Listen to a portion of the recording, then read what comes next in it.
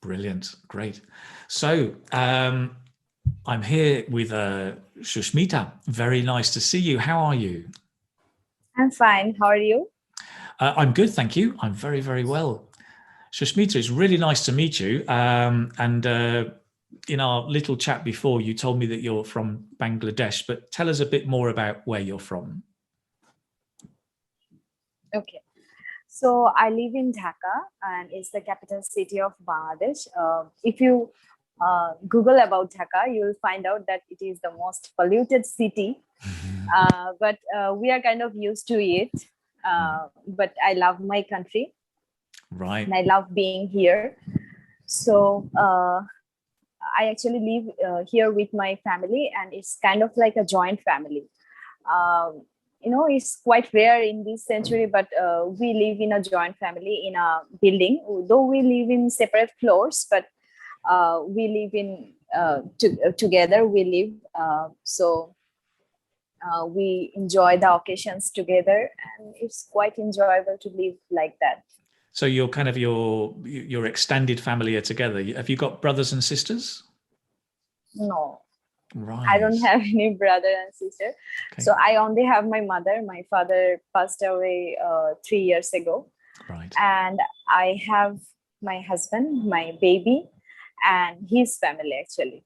Right. I actually live with them. Okay, fantastic. That's great. Nice to have the family together. And let's talk a bit about your work then. So what do you do? I mean, tell us about you're a teacher. Tell us about that. So I've been working as an IELTS instructor for the last few months. Prior to that, I was working in a school, but due to COVID, that school actually got shut down. That was very unfortunate. But I want to add something that I have been working as a teacher since my high school, because my mother was a teacher. So I have been connected to teaching for quite a long time. And now that I'm working as an IELTS instructor in Petronas Education, which is actually an education center. And I love doing that, but I have never dreamt of being an IELTS instructor in my whole life. But however, I have become one. I don't know how. Welcome to the IELTS world. It's very Yeah, I interesting. love that job. So do you teach face to face or online or a mixture? Currently, I'm actually taking online classes. Right. Because for this pandemic, everything is closed, and in our country, the situation is getting worsening day by day. So we are going with the online classes more. Okay, so I'm interested about challenges that teachers have. So as an IELTS trainer, what kind of challenges do you face? I think recently I'm facing the problem when I'm going to assess their exam papers. I feel sad sometimes, because when I have to give them negative markings, they also feel kind of sad because they expect more score from me. But I try to be honest. So that is kind of a challenge for me to actually assess their score. Right. Okay. Right. So I think you're right. Being honest is really important, right? So they know exactly where their mistakes are and where their real level is. What are the challenges for the students that you're teaching? What do they find most difficult at preparing IELTS? I think they find it difficult because we are not native speakers of English. So they find it difficult when they're basically who are not who are not expert in English. I think it's a challenge for them to understand everything. And IELTS has different kinds of rules, and it's not like that I know English very well and I can speak in English so I can get a good score. It's not like that. So they have to know about the rules. There are certain points. So I think for the students whose basic is not that good, they find it difficult to get a good score. But for the students who are good, if I talk about my education system, so there are two types of versions in our country, like Bangla medium and English medium. Bangla is our native language. So for those who have studied in English medium or English version, they find it quite easier than others. But for those who have studied from Bangla version, they find it quite difficult or challenging sometimes to get a good score. That's interesting. So you actually do have the education system has both an English medium and a Bangla medium system. Yeah. Yes. There are actually another system which is Arabic, because Bangladesh is a Muslim country.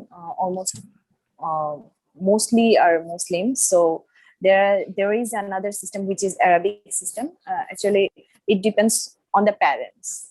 Right. Okay. Interesting. And is there a difference in the subjects taught in those different systems? Yes, there are differences in those subjects, because in Bangla we are learning everything in Bangla.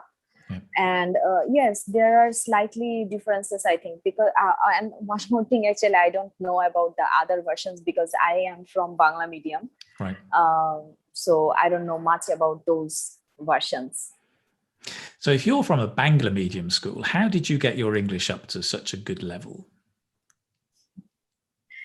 I actually completed my honors from English and my master's as well.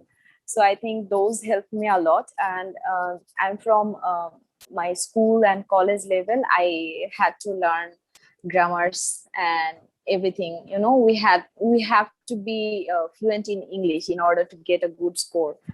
So in our country, getting a good score is really important. It doesn't matter whether you know something or not, but you have to get a good score to get a good job.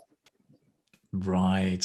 And is that reflected in the assessment system? Yeah, kind of. Right. It almost feels like that students just few students actually memorize things, and they don't find it enjoyable sometimes, and they just study everything to get a good score. And it's quite tough in our country, actually. I don't like a few things about our education system. So one is that. Right. That's yeah. Is there anything else that you would change about your education system? So if I talk about our education system, there are actually 3 levels in our country. So primary level, secondary level, and tertiary level. So in our primary level, the government has changed some rules, and they have started 2 exams in the primary levels. For class 5 and for class 8, students have to go through 2 government exams. And I think I would like to change that, because, you know, I feel like it's kind of a burden for the students, because they are quite young when they are in class 5 or in class 8. And many of my students, when I was a school teacher, I found it that they actually take it as a burden, and they don't like those exams. But you know, parents pressurize them that they have to get a good score, they have to get A+ or something like that. A class 5 student from class 5 cannot be frustrated about grading, right? So I think if I get the chance, I would change that. Right. If I can, actually. So when you were working in the schools before IELTS, were you in the primary school or secondary school? In the primary school. Right. So how did you balance, how did you tackle that problem? If there's such a strong focus on exams, as a teacher, you want to help students learn as well as make sure they get a good grade. That's a very difficult task. How do you tackle that? So I actually tried to be more connected with the students. I wanted to hear their problems and try to give them solutions. I tried to be a friend with them. But because of the parents, it was difficult sometimes, because parents want their children to get only good score. They don't want whether they learn something or not, but they just want that their children have to get a good score. No, have to get a good score is not that thing. They want that their children have to be the first one. Wow. In the exam. Not only everyone good, but wants the top. Yes, the topper. So I try to be friendly with them, and I try to teach them, I try to tell a story or try to make it more interesting so that they could learn something. So I think that helped them. Brilliant. Very interesting. Which do you actually prefer? Do you prefer working in the primary school or doing the IELTS training? I actually prefer IELTS training. Why? Because that was the toughest job, because children, actually it's hard to teach them from the beginning, but when they're adult they already know a lot of things. So I just I just correct their mistakes, and I just show them the way, and they know everything about it. But when I teach children, I have to make it more interesting to them. I have to think about it a lot, and I have to be friendly, and they have to actually love me, so that they can learn something from me. Another thing is that today's children, they are actually, I would say, mischievous or naughty. They actually go to their parents, and they will say that the teacher is not good, so I don't want to learn something from that teacher. Wow. So oh dear. So I think the primary job is difficult, but at IELTS training there is nothing similar to that. So IELTS training is better than that. That's true. I mean, dealing with adults is a very different kettle of fish from dealing with young children. Absolutely. With IELTS, there are different kind of challenges, right? I mean, students get very desperate and depressed sometimes because they get so fed up of maybe not advancing or getting the score they want. So what kind of tips do you give students to keep going?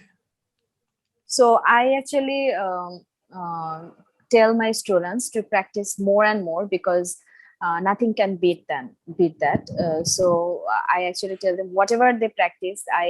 If I talk about speaking section, I tell them, I actually follow you. So I tell them that to record their voice and send it to me every day. Whenever I'm free, I actually access those recordings. So it actually helps them to know more about speaking, and they become more fluent.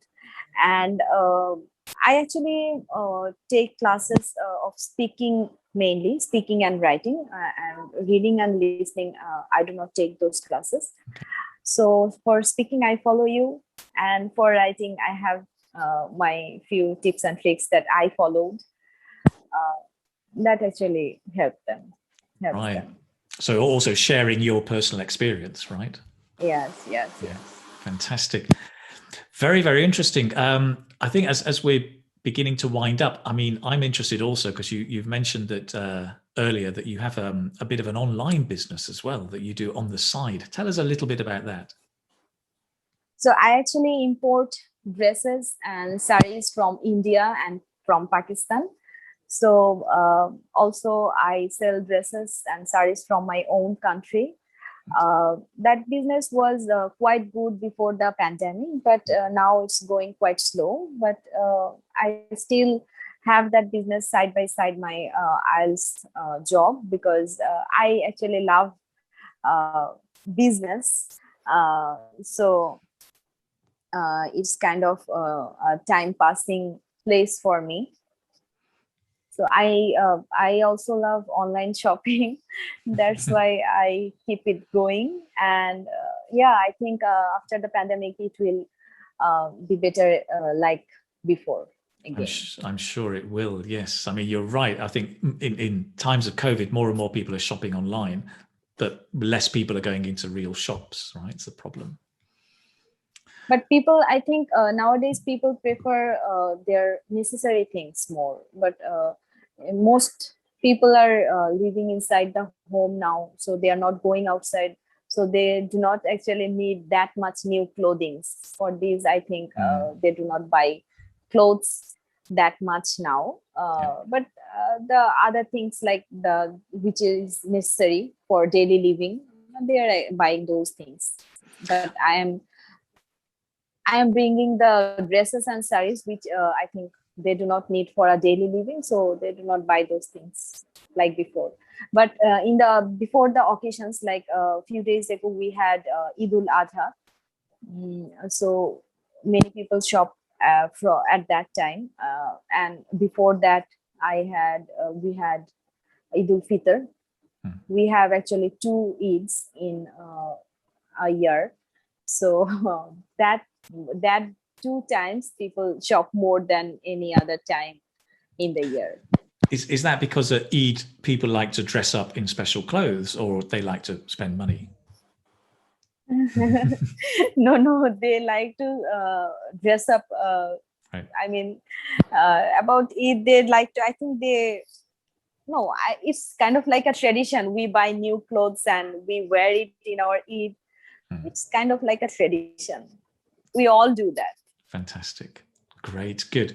I mean, I'm guilty of not shopping during COVID. My wife had to drag me out the other day, and we bought this shirt. Actually, she said, "You need some new clothes," but I said, "Well, I never go out. I'm always at home." But she said, "Yes, but you're in front of the camera. You have to look smart." So she dragged me to the shops the other day. That's good, because when you buy that shirt, the shopkeeper gets some profit from it. Yes, very true. Absolutely. Yes, very, very true. He was a very nice Italian man as well, actually. It was an Italian shop. Brilliant. Well, as it's been very, very interesting. I think as we're finishing, I'm just wondering if you have any, because I'm asking all the questions. Would you like to ask me a question? Do you have any questions at all? Okay. What kind of challenges do you face as an IELTS instructor, and since you are teaching online? Right. I think the challenges I face, lots of different challenges. For example, one of them is because I don't teach one-to-one so much now, but I used to teach a lot of one-to-one, and my students were from all over the world. And I found being able to adapt very quickly to the learning style, the accent, and the typical mistakes of different countries. So was a challenge, because I mean, 1 minute I'm teaching a Chinese person, the next minute I'm teaching a South African person or an African person, then the next minute somebody from Peru, and the whole different styles are it's quite challenging to switch. Whereas when I was teaching when I was younger, I would have I teach Spanish students. They were all the same culture, same language, same mistakes. It was much easier. So that is a challenge for me. It's one of the challenges. Yeah, it's kind of challenging. Even in my country, there are 64 districts, so wow. They all have different type of accents, and that accent actually sometimes can be seen in their English language too. Mm-hmm. It's challenging for me sometimes to understand their English in their accent. Yeah, that's interesting. I mean, the other thing I notice, and I don't know if you have this problem in Bangladesh, is a lot of students, I find it difficult to convince them that their focus should be on learning English rather than preparing for the test.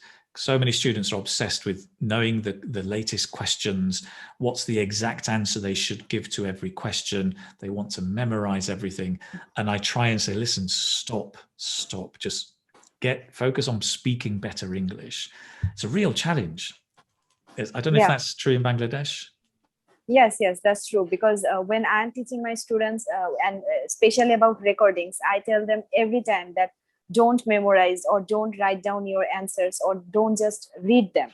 Try to say by yourself. But every time, I mean, it can be realized, right? When they are saying something from their written test. Yes. Or written paper, it can be understandable, but they do not understand it. That as I have told you, that it's actually the problem of our education system from the very beginning. They actually started learning that system from the beginning of their education.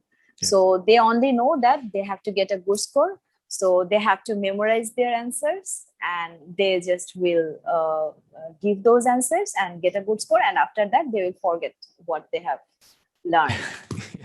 Yes, and that's the problem. The later you forget everything when, if you're going to study abroad or migrate abroad or work with an international company, you still need that high level of English. Yeah.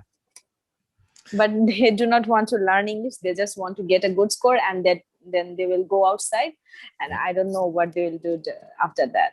Yeah, right, exactly. So it's an interesting challenge. Fantastic. Yes. Great. Well, listen, Shushmita, it's been very, very interesting talking to you. It's been great learning a bit about Bangladesh and what you're doing there. Fantastic. And I look forward, well, I hope we can share more ideas in the future through the forum and through communication. Sure. And I definitely would request you to visit my country in future when the pandemic is over. And of course, have a cup of tea with me if you get some time. I would love a cup of tea over in Bangladesh. That would be very nice. Yes. It's a part of the country. I've never been to Bangladesh. I would love to go there and see what it's like. And yeah, I'd love to. I think once COVID gets better, hopefully we can start traveling again. Sure. I'll wait for that if you come to visit our country. And not only me, I think you are quite popular in our country. Everyone knows you almost who are taking IELTS preparation. So if you want to make a meeting with every student, I think there will be a lot of students who would love to meet you. That would be exciting. I will have to drink a lot of tea, but it will be very exciting. Yes. Fantastic. Okay, Shushmita, thank you very, very much. And we'll speak soon.